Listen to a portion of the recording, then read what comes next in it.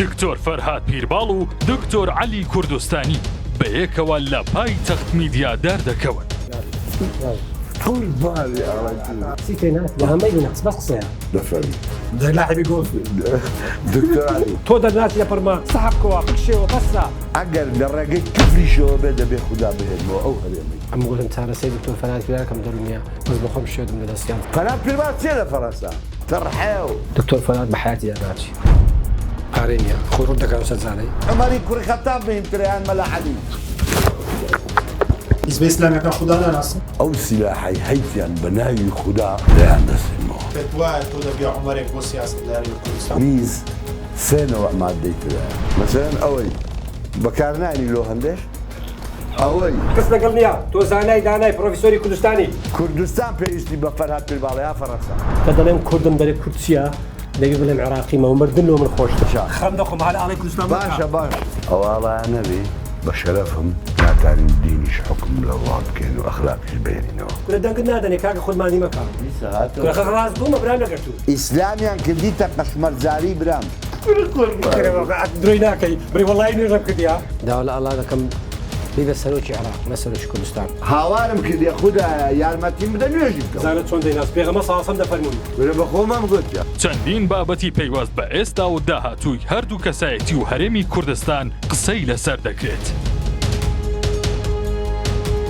بەم زوانە لە پایتەخت میدیا چاوەڕوان بن. دكتور بخيرات امان دبي هربسمو بيشا مشتاق ودستي مع مستا دكتور علي مازفكم كم دست مازكم بخير بيخش عالم هذا كوش بيس يستغفر الله من دست مازكم نسحت سلوم نسحت موايا بجوي خداي بكي سركوتو تو بجوي خداي ناكي سباستك بو بجوي خواه قبل ناكد دكتور ئەمن دەستی ماز نەکرد با بەس پێشی دەڵم بەجۆی خودای ناکە لۆ بەجۆی خوددا ناکە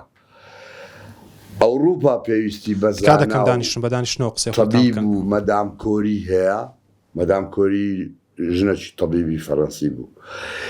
یان کوردستان پێویستی بە تەبیب و زانا و فەیلسوف هەیە جوابم بدەوە ئەگەر ئەتوو بچی لە ئەوروپا خزمەتی بەشەریەت بکەیت ئێستا زانم جوابم بدەیەوە دەڵێ ئەوێش بەشەرن ئەوێش نازانم چنا دووەم سەبەبت ئەوەیە پێم دەڵێ لێرە بە منیان دەگۆ دوور لە ڕوود میزخۆر و نازانم چخۆر و ئەتەدوای و وێرانتیان کرد ئەوەم جواب نەدەیەوە چونکە دەزانم حەزرەتی یونس قوربانی بەجۆی خودای نەکرد گۆتی کورا تو پێغەمبەری گۆتی تااقەتی ئەو ملەتەم نەمایە خوا فڕێدا ناو حوتی مەلا عەلی ئیشاڵڵە خوددا توش فڕناداتە ناو زجی حوتی بەڵام ڕێکی ڕاست نەگرتێت توی ئەوروپا و نایەوە سباستك دكتور بو ڕێگای ڕاست نەگرتێت دەست پێ بسم الله الصلاة والسلام رسول الله سپاسان دەکەین خی گەورە جەزاتان داتەوە سوپاسی برای خۆشەویستی دکتۆری برای منداڵین دەکەن کە خێلی خەلکی تەیراوینە پێکۆ لەدایک بووینە لەوێ لە من گەورەترە 5 ساڵ دکتۆر من 25 ساڵ خزمەتی کوردستان و جیهانم کرد بەداخەوە لە هەموو لایەکی هێرشیان کردم کچکە کارەکەی من خزمەت و بە ئیسلام مرۆڤایەتی بوو و مامۆستای بەڕێزەکان ڕۆژنامەکان شایدن کە 74 جار ئەمن بەس کەتمە دادگا و سزن و ئەزیەت درام بەبەوەی سەڕی کەسم نەبێ بەبێ جیاوازی ئەلمانی و ئیسلامی و ئێزیدی و یەهودی مەسیح هەموو کوردستان ژیان و خەبات و ماندیبوون و ئەزیەتی تۆ دەزانێ ناچارم دکتۆر جان بە خۆت لەگەت و قسەم کرد گوتمە من جێم لێرە نەمایە چکە من بۆ جێگات نەماوە کاکتۆر جان بۆ جێگات نەماوە لە بەرەوەی ئەزیەتیان داوە لە بەرەوەی ئەترافی پێ ناکەن کاکە کەسێک عالم بی ئەعترافی پێ نەکرێ دەزانی ئەو پەڕی کەرامەتکردنی ئەو بەشەرەیە خەڵکە کە بڕوای پێ ناکاتن بەردەوام دەبنین لە برام وەزارەتی سەحە دەڵێم تەبیبەکان ئەویان شێت کرد باسی ئەوەیان دەکرد کە ئەجندەی لە بنپێی هەیە قسەکەوی ڕاستە هەموو دەماری دڵ و مێشک و دنیا و هەموو لە بن پێیە برام ئەوەی سینی هەیە ئەم بەخۆم بەرنامەکانم جۆ لێ بوو کەواتە من دەزانم لە دەستەوە ڕادەکا مشکلەی مەلا عەلی ڕێیەکەی ڕێی ئەوروپا پشتکردنە ئێرە ئەمن لەگەڵی نیمە ڕاستە ئەو ڕێگەی گرتوێتی مەژۆرێ ئەو ڕێگەی گرتوێتی ڕاستە بە ئەو شۆرت و ئەوەی دەڵێ لە گۆڵ فاتیە پرسیارە بۆچی وهاتی ها بۆچی وهاتی گوتم بزانم مەلا عەلی چەند قبوڵم دەکا هەواڵی کردی هیچی نەگۆ سەحبەتیشمان کرد گوتم خەڵگەوا لە ئەڵوانە یعنی چێ دوای وەزیری دارایی حکوومەتی فەڕەنسا ئەو هاوچی منە ناو بازاڕی دەسوڕاوە ئەوەم ڕەنگەوە بۆ کولتوری فەڕەنسی ئەمن دەمەوێت کولتوری ملەتی خۆم بگۆڕم ئەمن بە خوشکم گوتیا ئەسلی خوشکم لە هۆڵندایە ئەگەر لە ڕێگەی کفریشەوە بێ دەبێ خوددا بهێنمەوە ئەو هەرێمەی لە ڕێگەی کفریشەوە بێ چۆن پەرلەمان خۆمەڵ دەبژێرم کە ئەمن گەیشت بە دەسەڵاتێک ئەو خەڵکەی کە قەشمەریم پێ دەکا دەیەترافم پێ دەکە بەزە تو نەگەیشتێت دەسەڵات و ئێرشت بەجێشت ئەتو بەس ناوەکت هەیە دکتۆر ئەویش ئەو ناوە خوددا پێتی بەخشیا ناوەکی پیرۆزە دکتۆر مەلا عەلی کوردستانی بەڵام ئاگار لێوی ئەو ناوەتی دایتێ دەیەوێ بزانی ئەو ناوەی خۆت چەند لە ڕێی خزمەتی ئیسلام بەکاردێنی خەڵک نەڵێن چیتە ئەوروپا لۆ خۆی لێدا نەعەزامچێ و ئەو قسانە لە پێشتر بەکارهێنەوە چێ دکتۆر عەلی چی بەکارهێناوە ناوی خۆی لە ڕێگەی ئیسلام بەکارنێنەوە کە پێ دەڵێ ئێستا کە چوە ئەوروپا خەڵک وابیر ناکاتەوە کە تۆ بۆ ناوی خۆت بۆ ئیسلام بەکاربێنی دەبێت ناوی خۆی بەکاربێنی لە پێناو ئیسلام ئەگەر نەگەڕێتەوە خەڵک وابیر ناکاتەوە کە ناوی خۆی بۆ ئیسلام بەکاردێنێتن ئەمن ئەوەندە دەڵێم کوردستان پێویستی بە فەرهاد پیرباڵە یا فەڕەنسا زوام دۆ سەفین کوردستان تەواو بۆ تێناگا فەرهاد پیرباڵ چێ لە فەڕەنسا تڕحێ و هۆتێل ئەوروپا خیتەوە لە هۆتێلێک دانیشت بووم دەرگەوان نەبووم بەڵام ئەوە بووم لە ڕەسپشن بووم هۆتێل ئەوروپا منم بچمەوە لەگەڵ بڵێم مەسیۆ ژۆلی سکرتێری دانیێل میترانی ئێستا ژمایە بڵێم وەرە لەگەڵ دام و دەستگای فەڕەنسا میترانی ئیش بکەم نەخێر هەم خوا خەڵقی کردیا لێرەم نووسرایە یان گولەک لێرەم دەدرێ ئیشاڵە لێ نادرێ یانیش لێرەم نووسرایە ئەمن دەمەوێ هاتیمە لای مەلا عەلی کاتێکم سادەوەری بگرن تێبگەن مشەوەش مەبن زەرتم لۆ لێ مەدەن ئەستەغفیرەڵڵا خوایە دەمەوێت ئیسلام تەوحید کەم پاشە دێنە سەرەوە پرسیارە بەڵام دەمەوێت لە دکتۆر عەلی مەلا عەلی کوردستانی پرسم کاکتۆر دکتۆر فەرهاد پیرباڵ داوات لێ دەکە بگەڕێەوە کوردستان دەگەڕێەوە کوردستان بسم الله الرحمن الرحیم لە معلومی جەنابتانە کە من نزیکەی 4 ساڵە نەک لە ئەوروپا لە هەموو جیان دەگەڕێم سەتانەوەتی خەڵک هات تەلام چمە لایوان سەدان هەزار خەڵک لە سەدەستە بوویتە ئیسلام بە فەزلی خۆی قسەی منێ قسەی قوتابیەکانمە تەماشای یوتیوب ڤیدیۆ دەکان بکەن ئەوان شاهدن کە من چم کردووە بۆ ئیسلام مرۆڤایەتی بە بەوەی دینارێک لە کەس وەگرم کە لێرە ژۆر مەگرتەوە خۆی گەورە ئاگادارە کوردستان لە جیهان خەڵک کوردستان ناناسێ هەدە دەبیر خەڵکی عێراقم کوردی تورکیا دەبێت خەڵکی تورکیامە ئێمە دەمانێ هەر هەممان یەک دەنگ و یەکڕک بارزانیەکان بە ئەخلاق و ڕۆژ بەرزن تالیبانەکان بە ئەخلاق و ڕۆژ بەرزن تالیبانی هێرچیەکان سۆرانیەکان زێباریەکان هەر هەمیان هەولێریەکان هەمیان مقدەس و بەڕێز و وەکو ئینسان بەڕێزن هاتمە بەڕاستی ئەم گوتم چارەسەی دکتۆر فەرهاد پیرباڵەکەم دەرونیە بەس بەخۆم شێدم لە دەستیان چاوم بۆ هەرایە کرد و ئاڵای برندەکەن و یەک جوم پێک دەدا ئەوە دەڵێ بەڕاستی شتێکی پێشکەوتو نییە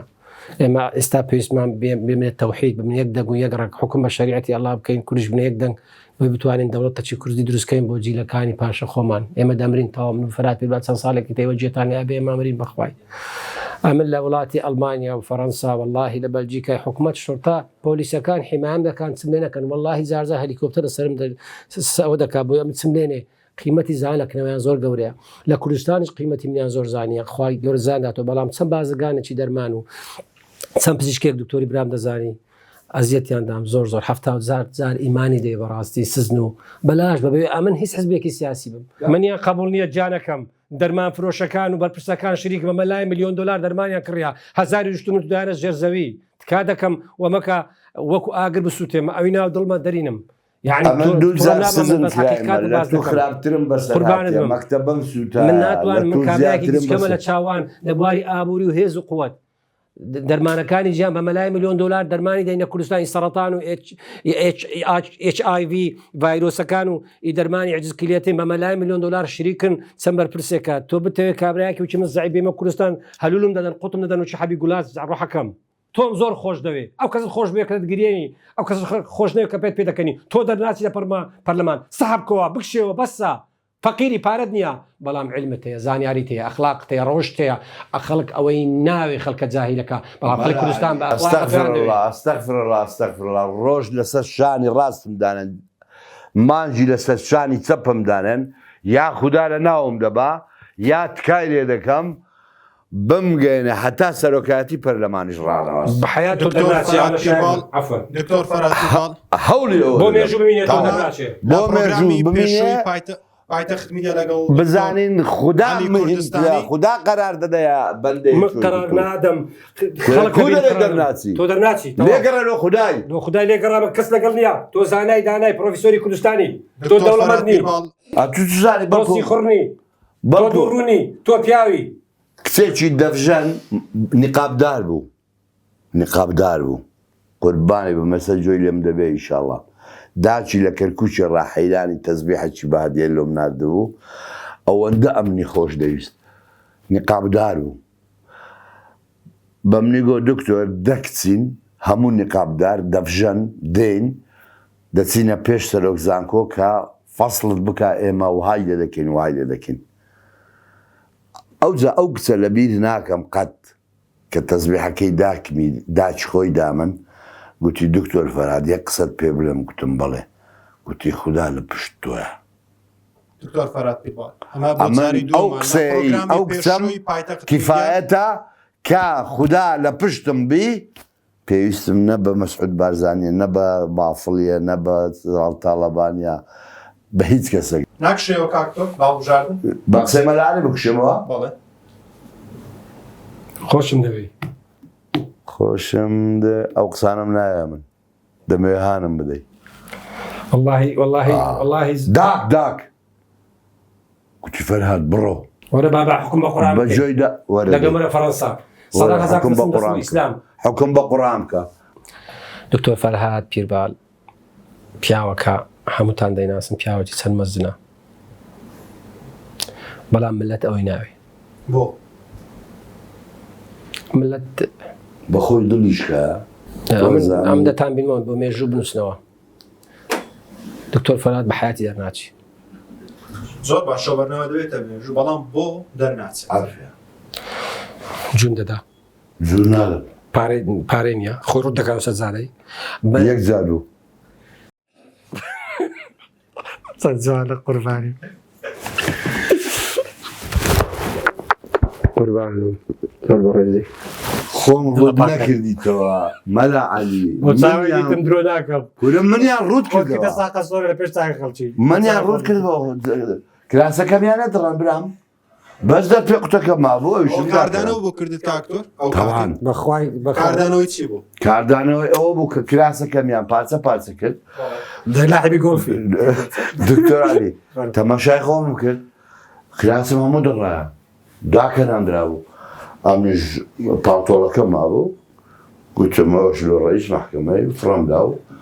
ڕوود کرامەوە دوای لە زمانی کوردی ڕوودکرانەوە ئەرەوە نییە یعنی شتێک ئەمن هەندێک شت دەکەم ڕەمزیە مەسەرەن کەس بەردە پێ بتایە تا حزوری مەلای قوربانی بم ئەو پێوە پیرۆزە ئەمن ئەوە هاتم گوتم بزانم چ دەڵێ دەست ماز نەکردی دەست مازەکەمەوە قوربانی لای من زۆر گەورەیە زرک ئەوەندە گرنگ نییە دڵەکەی توم دەوێت دڵیت پاکە خەڵک ئەوە دڵپاچی ناوێت لەگە ڕێزمی خەڵکی کوردستان ملەتێکی بە ئەخلاق ڕۆژ بەرزن بە زۆرڵای ئەگە تو پارەت نەبی سۆتەت نەبی مارت نەبی کەسە توی ناوێ زانای گەورەی کوردستان برای من ئەمن وەکو گوتم مەسئولیەتێکم لەسەر شانە فەلاح مستەفا لە دیوانی سەرۆکایەتی هەرێمەوە لە لای دانیشت بووم لە سەرۆکایەتی هەرێمە چێن دەرەوەی دەستگای ئاراز جێوی گوتم ئەمن گوتێت تو چت دەوێ گوتم دەمەوێت خوددا بهێنمەوە ناو پەرلەمان نوێژیش ناکەم بزانەوە پیاوە خوددا لە هەموو شوێنێکە نوێژی ناکەم دکتۆر فەرات پیرباڵ خوددا لە هەموو شوێنێکە چار کامی ڕەمان لە پێشە ئەوانە شاهێد دەبنێت و بختاری درۆی ناکەی بڕی وەڵای نوێژەم کردیا با تاسویر کرد بڕی وەڵای سوس دەی بە دڵی خۆمم بردیا چونکە نوێژ هاوارم کردیا خوددا یارمەتیم بدە نوێژی بکەم زانە چۆن دەیناس پێغەمە ساسم دەفەرمووی گورە بە خۆمەم گوتیا پێغەمە ساسم دەفەرمووی العهد بيننا وبينهم الصلاة من تركها فقد كفر بين مسلمان و کافران نوێژە نازانی قیبلە لە چێە بزانەوەی تەبان ئێستا نازانم کاک دکتۆر خوای گەورە لە هەموو شوێنێکە تۆ چۆن خوای گەورە حەیران. دەبێ ناو پەرلەمان باش. عینەن سوالەکەی فەلاح مستەفای لاعبی گۆلفە قوربانی بووم گوتم خدا یعنی چ کاک فەلاح بێدەنگ بۆ ئەستەغفیرڵڵا گوتم ناکاتە عەدالەت گوتی با گوتم ناکاتە قانون گوتی با ناکاتە دەستور بۆ بەڕێوەبردننی وڵاتێک هەتا دوای پێش هەموو شتێک قانون و عەدالەت ئەوە زۆر مهمە والله قد لبي ناكم ادري برادرم نيا ام بروح برادري من داريتم أو زين لا برنامج كنالتي هج ونازام تسبو حي مدبر كاكا نشرم دري برادر ما مستعصي ما بروح لقرد ما لهم وارشي علاج بارا حوش تك برادري برامي امامي مني ها تو حي مدبر خوي دي ترز برادر كانم لا بس سمير الزرت خوي دي ترز من صغار برادر اخواتيا لا دانش بقولتم تو امامي مني بكلنا بجي ناكي دست مازدك تاعت من دستو مازدك ما خد بجي ما ناكي كاكا بجو دەتوانێت بچێ پەرلەمان کورە دەنگت نادەنێ کاکە خودمانی مەکە دي ساعات کورە خەق ڕاست گومە برام نەکردو ئەو پارە ولا زايد اما بيد لما طول اوروبا ولا ئەمە نامە ئەوروپای نا لو او بيم در الناس للبرلمان شرم بيد فلوش بسم الله الصلاة والسلام على رسول الله بسم الله طبعا فڵات پیبال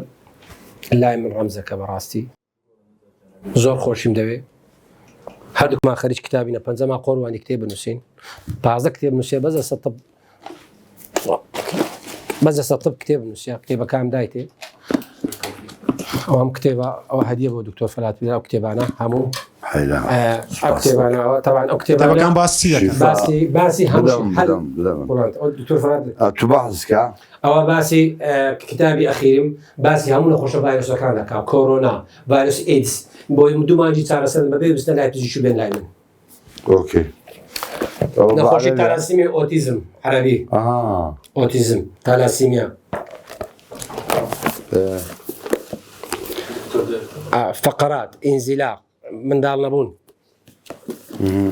هەموو چارەسەری هەم دەردەشتێدا بەبێ بەرامبەر 200,000 کتێبی لە چاپ کرایە ئەو کتێبەکان هەموو لێ هەم نهێنایە باز بەرگام هو إن شاء الله خراج دەمێ تۆ فەرات پێی بار ئەمن حەدم نیە تو نسحەت کەم بەس پێغەمبەر صلی الله علیه و سلم دەفەرمێ الدین و النصیحة داوا لە ئەڵڵا دەکەم نەک دەربچی داوا لە ئەڵڵا دەکەم بێ بە سەرۆکی عێراق نە سەرۆکی کوردستان لا مسألة عراق خاز دەکەم تێم بگەین مەبەستم یعنی لای من زۆر گەورەی ئەمە سیستەمی پەرلەمان دەبێ خودایی تێداوی هەموو عالم سۆ پرسیارە بکەمەوە چۆن خوای گەورە دەبێت پەرلەمان سیستەمی پەرلەمانمان کە تێکدا بەڵێ یەک لیست هەر هەمویان بە ناوی ئیسلام حەزبیان دەبی لە دەرێ سەرچاوم بەڵام لە ناو پەرلەمان تەنیا باسی مەسائلی دین دەکرێ و ڕوبەڕووی سەرۆک پەرلەمان ڕادەوەستنەوە بە ناوی هەمویان هەرچی ئیسلامی هەیە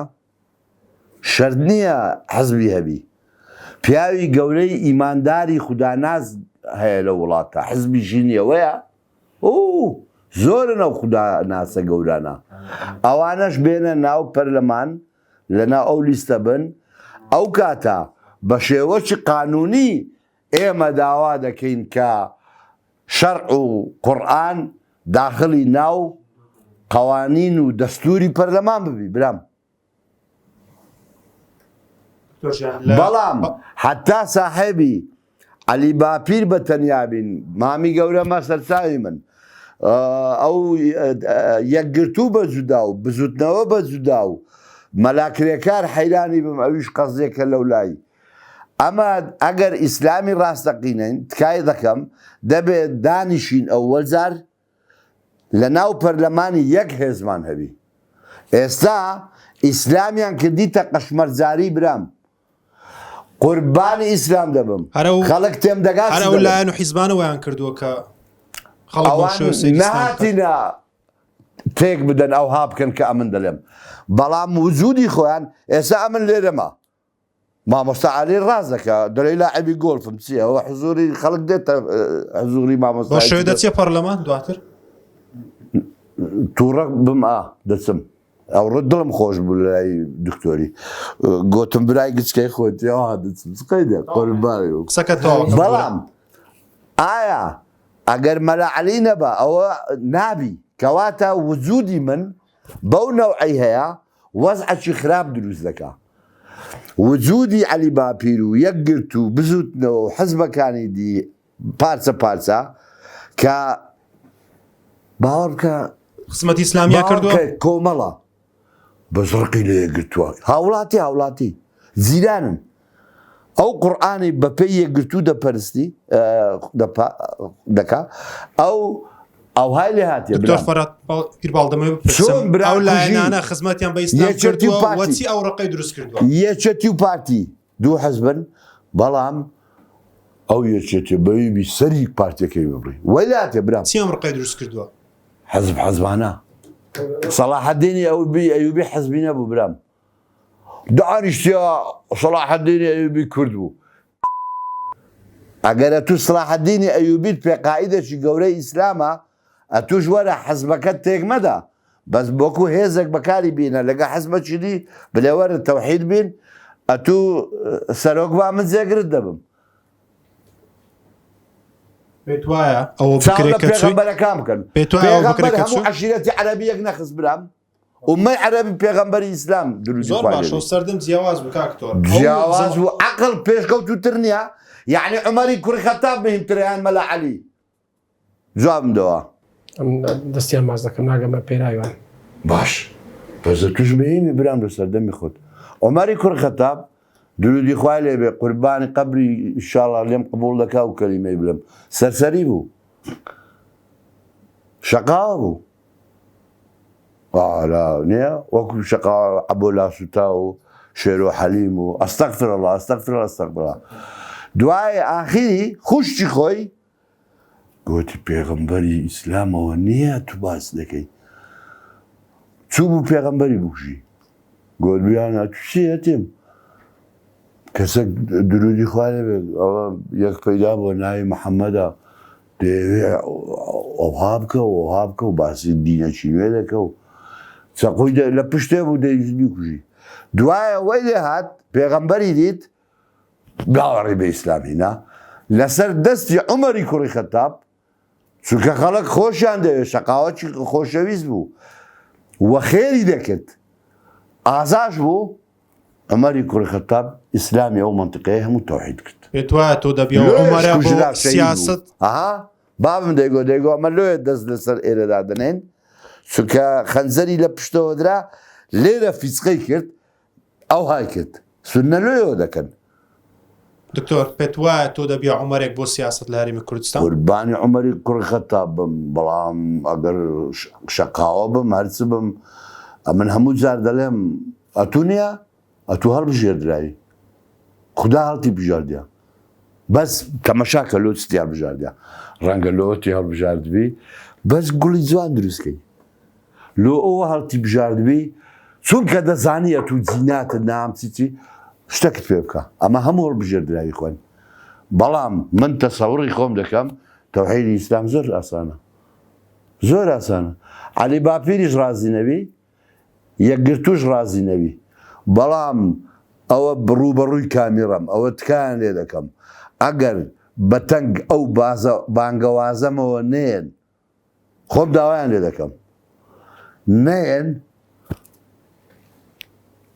پاشان ڕەحمیان پێ ناکەم دەڵێم ڕەحمیان پێ ناکوژم قوربانیان بەڵام ئەو سیلاحی هەیتیان بە ناوی خوددا لەیان دەستینەوە. زۆر باش کاکتۆر با لە بابەتی سیاست دوور بکەوینەوە. سیاست نییە خوددا لە پشتمە لێرە ئەوەی بەحث دەکرێت سیاست خوددا میمترا هەرچی حەزب هەیە حیزب ئیسلامیەکان هەموو پارتیوەچێتیش کە مەوزوعی خوددا دێتە گۆڕێتەوە و خوددا دەبێت تەوحید بکرێ خۆ ناتی حیزب ئیسلامیەکان نیان کردیە ناتی مەداخوازی خوشتیان حیزب ئیسلامیەکان نیان کردیە ناتی مەداخوازی خوشتیان ناتی مەداخوازی کچێک لە عەشیرەتیان هاتیمە دەڵێم ئەگەر خودای دەناسن بەڕاستی وەرە خوددا تەوحید کەی ناسانە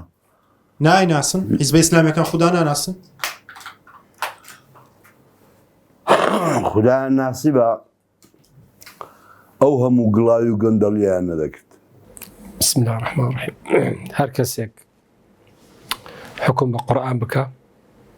برێ شریعەتی من قورئانە یاسای قورئان دەسەسپێنم بۆی خەڵک من الظلمات إلى النور لە تاریکی بستە ڕۆناکایی و برێ دەوڵەتی کوردیش دروست دەکەم.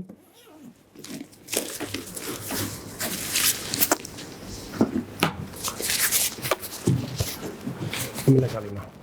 وەیجیان من مەلا نیمە و زانای دینیش نیمە قوربانی مەلا عەلی دەبم دەمناسێ بەڵام ئەو مەسەلەی قورئان و بەکارهێنانی قورئان و شەریعەت بۆ ناو دەستوری پەرلەمان و قانون ئەو مەسەلەیەکە دەبێ ئەو خەڵکانە بکەن کە شارەزان بەڵام ئەمەن فکرەکەی دەدەم ئالا کەنابی هاالێ ئالا فکرەکەی دەدەم قوربانی وەیجاری بم ئەمە منداڵم بۆ مای هەموو شتێک ناتوانین ئالایەکەمان کەواتە منداڵ ناویەوە بکەن قوربانی ئەوواڵیان نەبێ بە شەرەفم ناتانین دینیش حکم لە وڵات بکەین و ئەخلاقیش بێنینەوە ئاڵاوەتی لەیەکە لۆهاینانەوەی قانونمان نابێت دەستورمان نابێت حتا دەوڵەتمان نەبێت. باشە دکتۆر عەلی پێشتر دەتگوت من هیچ هاوڕێیەکم نییە دەبینم لەگەڵ کاکتۆر زۆر لێک نزیکن چۆنم پەیوەندی دروست بوو ئێوە هاوڕێیەکترن برا یەکترین خوا دەفەرمی ئینەمە المؤمنون ئیخوا ئەو برادەرم نییە هاوڕێشم نیە برامە واتە من دەسۆزم لێ من زۆر ئەزیەتی دەم بە قسەکان بەڵام من گەورەی ئەەکەم بەڵاو من ناناسێشتا ئەو دەیەوێت لە پشتم بێ بەس دەیەوێت جوان بم خوددا ئەمنی لێم ڕازیوی هەموو شتێ ژیان لەدەستدا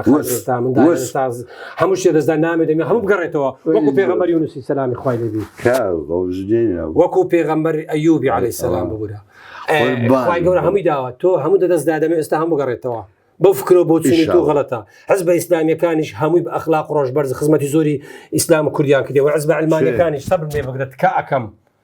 باسی ئەو بەڕێزانکەم باسی کەس ناکەم چکە ئەخلاقی من ڕێم پێ نادەبازی ناویست کەسێک بینم ئەمن کتێبەکەم نەشر کردو یەکگرتو شکایەت لێ کرد 6 ساڵ و 3 مانگ دەبایە بکەومە سزن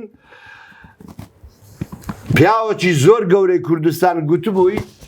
ئەوەی کە منی قوتار کرد لە ئەو سزایە گوتبووی دکتۆر فەرهاد لەسەر ئەو کتابەی دەبایە خەڵات بکرێت ئەمە ڕەوشتی حزبی یەکگرتووە ئەشخاصە یەکگرتو ئیسلامی بستنەوە ملەتێکی حزبێکی زۆر بە ئەخلاق ڕۆژ بەرزن و ئەلمانیەکانی زۆر بە ئەخلاق ڕۆژ بەرزن ئەگەر بۆ خوا دەکەن بۆ ئەم کورسیە ناکەن کە بۆ کەس ماڵ نییە ببنە یەک دەنگ و ڕەنگ شەڕ مەکەن لە سەدەسەڵات و پارە و سەروەت شەڕ بکەن بۆی ئیسلام حاکمی کە هەموو بمردین ئەو نەوە جوانەمانە بچنە بەهەشتێ بۆ ئاڵای کوردستانی بشەکەیت وەک وڵاتان دەسمە هەر وڵاتێکی لە ئەوروپا و لە جیهان کە دەڵێم کوردم دەرێت کورتچیە دەبێ بڵێم عراقیمە و مردنەوە من خۆشترە باشەوە گەندەڵی نییە مەسەر وازە شتەکانی تر دزەکانی دەکەم هەلە ئاڵای کوردستان باشە خەم دەخۆم هەلە ئاڵای کوردستان باشە باش جوابم دەوە بۆ ئەوان لەسەر تو بە قسە نایەن نییە خی گەورە ئەمنی بەرز کردەوە نیوەی زیان ئێستا بەندەی خی دەناسی بێ فەخر ئەمە لە کوردستان باز جون پێدرا سەیری یوتیوب فەیسبوک کە بزانین بسم الله الرحمن الرحیم واعتصموا بحبل الله وەرا خۆت و عەلەی باپیر و یەکگرتو هەموو ئیسلامیەکان کوا ئەو حەبلەی هەمووتان خۆتان پێوە گرتووە خزمەتی ئەو کوردستانیان کردیا مێژوو شایەدا وەڵی لەگە کەسیانیمە مەلیشم لەگەڵیان نیە بەڵام بەڕاستی ئەوینای ئەبرزانتینە هەمیان بە ئەخلاق و ڕۆژ بەرزن هەر لە سۆرانیەکان و بارزانەکان بگرا هەمیان ڕۆژ بەرزن کاگە جوورمدا گوتیان گوتم ڕەوشتیان نزم بەس ئاڵای کوردستانە هاڵێمە کە پێم ناخۆشە بڕات باشە کاک دکتۆر عەلی بەڵێ پرسیارێک پێشەوەی بێم گەنجێک پێی گوتم بەڵێ گوێمان لە دکتۆر بە زۆر زەرباز کە جن دەکردرێ و دەفرۆشرێت بەڵێ چ دەکردن جن کتێبەکان شایەدە مامۆستای بەڕێزنام لەبیر کردی مامۆستا سەفینجان زۆر بەڕێزی من حەز دەکەم زمان چکە نەرمە کە پیرەمێت پیر دەبی ئەمرێ خوافی کاتا دەمری لە باتی برێ شەش دەلێت سەف دانەکانی نەماوە شتی ڕق ئەنجامی هەروەرین و ڕوخان و ناوچوونە شتی نەرم پێمەساسم دەفرکە ئینسان مرد زمانەکە هەڵەگەی دەستە ناو قەبری شتی نەرم مانەوەیە دوا ڕۆژە مستەقبەلە گەشەکردنا دکتۆر فەراد ئەو توندیا زەربەی زۆر لە خۆی داوە واللهی پیاوەکی چاکە وە جن کردن فرۆشتن من 28 ساڵە فەخر دەبێ لەناو چارەسەی نەخۆش بیدات چارەسەی جن دەکردوایە سوپاس بۆ ئەڵڵا تەعالە خوا سەری خستم داوام لە هیچ مەسوول بەرپرسێکی نەکردیەوە کاک محەممەد لەگەڵتان ڕۆژنامە نووسە واللهی بە مەلاین دۆلار سیارە وە کۆی نیمە ئەوە زوو خۆی دەفرۆشی ئەوە چەند سیارێک بنێ تکا دەکەم سەبرت خۆم فرۆشتە چێ تکا دەکەم تووڕە بەڵا ئەمروها حساز هاتۆ ڕۆژێ لە سەحەب نەچی دەچێت سلێمانی ئەو مافی خۆی بە وەری گرتووە دنیاە دکتۆر عەلی پێتوانیە دکتۆر فەراد ئەو وەری گرتو مافی خۆی بۆ کەوەری بگرێتن کورە هیچم وەر نەگرتیا هیچ نەکردی سیارە دەورەکەینە ئەو قەزەکە ئەوەیە تکا دەکەم باسی مەگە پیاوەشی زۆر بەڕێز کورە دەبڕۆ هاتووە خۆتە لە پەرماکە دنیاڕەشی دا منێژە فرم دەموسایی وازانی وەرت نەگرت نا مەلا عەلی برای گەورەمی دکتۆر بەڵام ئاگاد لە من نییە و لە من تێناگەی باش گۆتیشم ئاخی زارە دەتبینم قسە من پێ ناخۆشە بۆ ئاخیر زارە کاکتۆر چکازێتم چونکە پێک نایەن دانیشین نییە بۆ پێکنانیانی ئێوە دوور لە هاوڕێی منداڵی دەڵێن دوور لە ڕووی گوت ئەستەغفیرڵڵاه خۆ ئەوە درمانەکرێ بەس نییە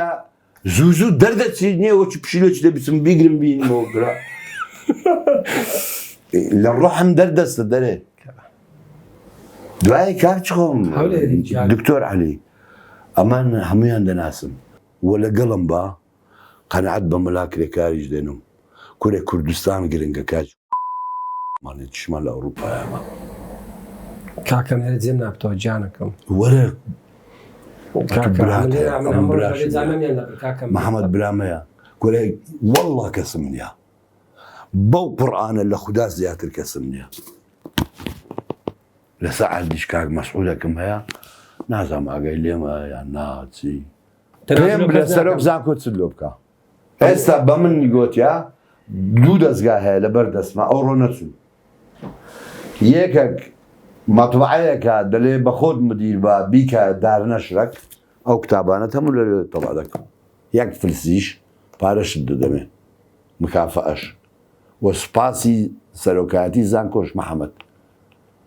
پەیوەندیمان هەبی ئاگامان لە یەکبی ئەتو دەڕۆی ئەتو برامی لێم بپرسن یان حەز دەکەم شەر نییە بە خۆت لەگەڵ محەممەدی ئەوها بکەین چت کرد فەرهاد ئەوها باشە ئەتو دکتۆر عەلی دوای گەڕانەوەت یەکەم کەس کە سەردانی کردی دکتۆر فەرهاد پیرباڵ بوو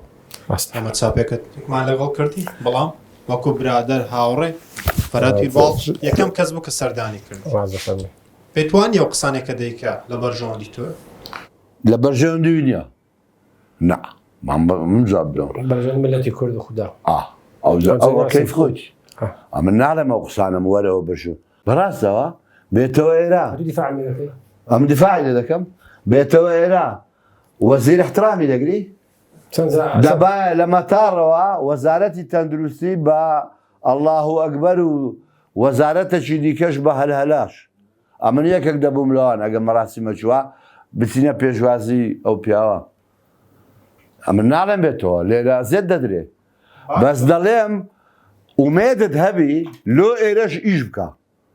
نالم پشتیوانی من بکە ئەم شاید نازدارانە بگەزە جوان دکتۆر گیان بەس هەوڵدا ئەو سیستەمەی تێک دەین ئیسلام یەک بگری برام باش نییە ئیسلام تۆحید باشە ئیسلام و کوریش بە دەوڵەت دکتۆر علی لە کابینی پێشوو وەزیری تەندروستی یەکەتی بوو پشتیوانی ئەو ڕێگان پێت نەدا لەم کابینەیە کە وەزیرەکە گۆڕاوە کەسی شتێتەوە پێی پێوە کردوونە بۆی مۆڵەتێک پێدەن مامەستا گیان بارەکە الله فیکم ئەمن شتێک کەسێکی داخراوم بەڕاستی یەک داوە ئەوەش احتیمالە هەڕژ بووم یەک حەدیث منی دڵخۆش کردیە بەخۆش تاگاتان لێت سەرکەوتنە بە فەزلی خوا هینایەتم لە ئەوروپا زیاترش بە ئینگلیزی و عەرەبی شتەکانم دەنووسم لەبەرەوەی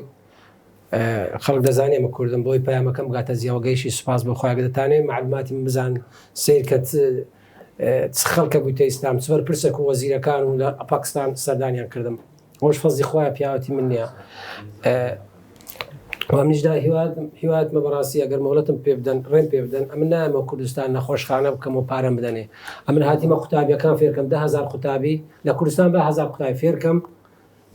15 کتێبم هەیە فێریان کەم ئێمە لۆ زانست لە ئەمریکا ئەوروپای وەگرین ئەمە بە خۆمان زانستمادام 221 دەرمانی دروست دەکەم مامەستا 21 هەموو نەخۆشێک چارەسە دەکەم کوردستان دەکەین داهاتەشی باش هەم باڵ کوردستان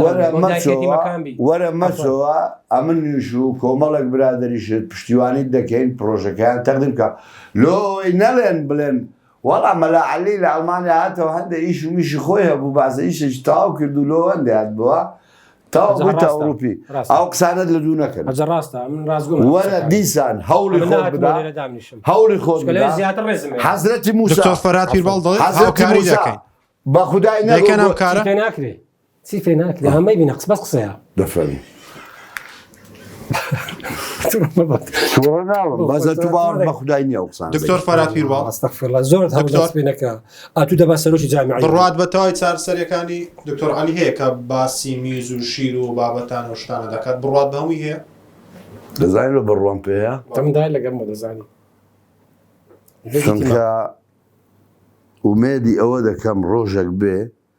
دەرکەوی مەلا عەلی چی ڕاست بووە چی غەڵەت بووە میز سێنەوە مادەی تدایە سێنەوە لەو سێنەوەی ئەتو ئەوەی بەکاردێنی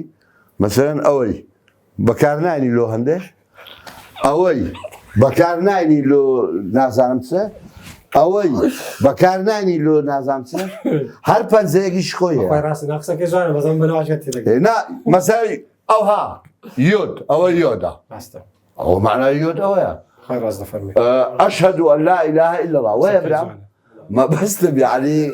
سبكم مملة تناقم بأنواع أشكال الإشارات ما زۆر کاتمان نەماوە دەمەوێت ئینشاڵڵا تەمەتان درێژ دەبی بەڵام کاک دکتۆر دکتۆر فەرات پیرباڵ لە هەردوو نا وەسیەتی خۆتە ئینشاڵڵا تەمە درێژ دەبن بەڵام با هەبێتن بۆنەوەی داهاتوو بۆ کەسانێکی وەسیەتەوە چی بردە بەلا عەلی دێتەوە بەس لێ ڕابلێ کاکە ئەوە فەرهادی ڕۆیی من هەردایەمەوە لە بۆدا ئەم پێش بێ بمرم هەموو جیان بە تەمسڵمان کوردستان حیاتە کوردستان دڵ من هەدەف و ئامانجی من نازم دانیشتمان پێ ئاخر قسەمان دەڕۆن ئاخر وەسیەتەکە ئەم وەسیەت خۆم کرد ئەم پێش بمرم ئەم شکە پێش حەزەکەم هەموو جیان بەتە ئیسلام هەزاران نەخۆشخانە بکەمەوە بە ناوی سەڵاحەدین ئەیوبی قازی محەممەد شێخ محمود بەلا مستەفای بارزانی عوسمان شێخ عوسمان ئەی بستنەوەی ئیسلامی دانەخوای گەورە مۆفەقیان کە هەموو لای من بەڕێز و خۆشەویستن و هەزاران قوتای پێ بگەین لە جیهان پێش بمرم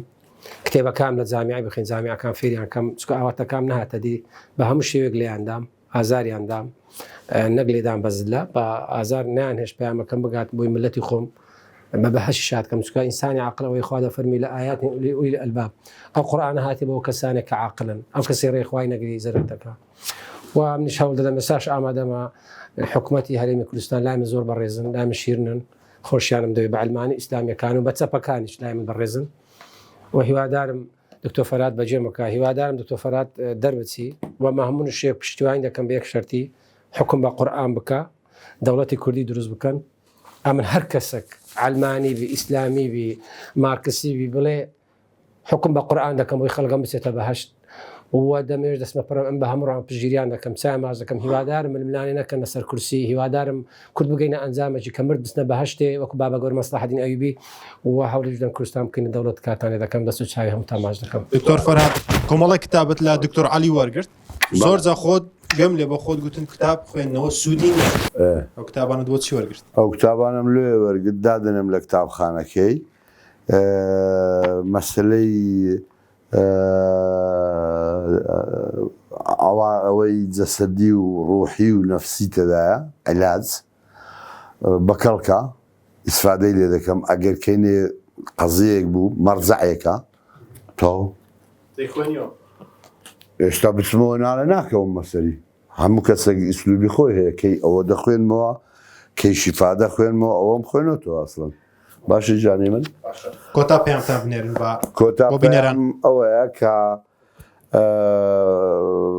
زۆر لە جەنابی ناکەم چونکە ژیانی خۆیتی و دڵنیام ئەو لە من باشتر مەسلحەتی خۆی و ملەتەکەی دەزانی بەس ئەمنیش دیدی من ئەوەیە کە لێرە بمینەمەوە بەجێوی ناکەم ینی ئەگەر بلێ وەرە ئەوێ و ئەوانە ڕەنگە ئەگەر دەرنەچووم ئەو وەختە قسەیەک لەگەڵ برای گەورەی خۆم دەکەم پێیانتان بۆ پایتەخت میدیا پێیانتان بۆ پایتەخت میدیا